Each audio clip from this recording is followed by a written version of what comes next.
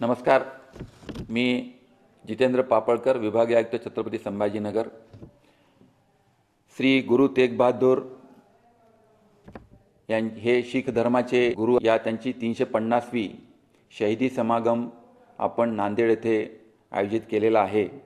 आणि या शहीदी समागमाच्या निमित्तानं 24 आणि 25 या 2 तारखांना नांदेड येथे मोठ्या प्रमाणामध्ये सर्व समुदायातील धर्माचे लोक हे या ठिकाणी उपस्थित होत आहेत. यामध्ये विशेषतः लबाणा, मंजारा, बंजारा, शीख, शिकलगार आणि इतर समुदाय देखील या समुदायाचे लोक या ठिकाणी समाविष्ट होत आहेत. आणि 2 दिवसात चालणाऱ्या ह्या कार्यक्रमामध्ये या गुरु तेग बहादूरजी यांनी जे काही या समाजासाठी नव्हे, महाराष्ट्रासाठी नव्हे, भारताच्या सर्वच जनतेसाठी जे काही प्रार्थना, परोपकार आणि साधेपणा याच्या अनुषंगाने जे काही काम या निमित्तानं केलं ते जनतेपर्यंत पोहोचावं.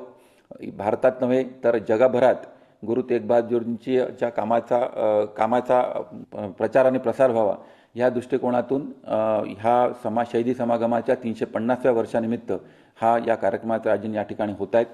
या निमित्तानं आपल्या राज्याचे आदरणीय मुख्यमंत्री, आपल्या देशाचे गृहमंत्री व इतर राज्यांचे मुख्यमंत्री देखील या कार्यक्रमामध्ये सहभागी होत आहेत.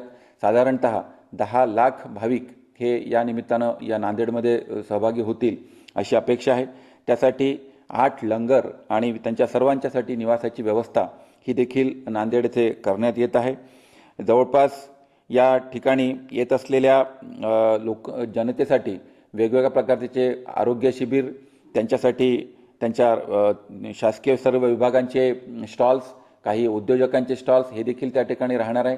आपल्याला माझी या निमित्तानं आपल्या संभाजीनगर विभागातील सर्व जनतेला माझे आवाहन राहील, नव्हे महाराष्ट्रातील सर्व जनतेला माझे आवाहन राहील की आपण या निमित्तानं ह्या समागमाच्या कार्यक्रमामध्ये उपस्थित राहावं आणि जे काही गुरु तेग बहादूरजींच्या कामाचा प्रचार आणि प्रसार करण्यासाठी त्यांचे जे काही आपण ऑडिओ व्हिज्युअल्स आहेत त्याची देखील प्रचार प्रसिद्धी या निमित्तानं आपण तिथे करणार आहोत.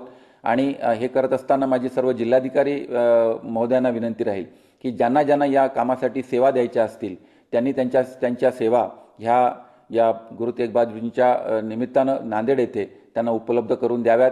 त्यामध्ये तुम्हाला वेगवेगळ्या पद्धतीने तिथे सेवा देता येतात. जवळपास तिथे 34-35 प्रकारच्या वेगवेगळ्या समित्याचं गठन या ठिकाणी करण्यात आलेलं आहे.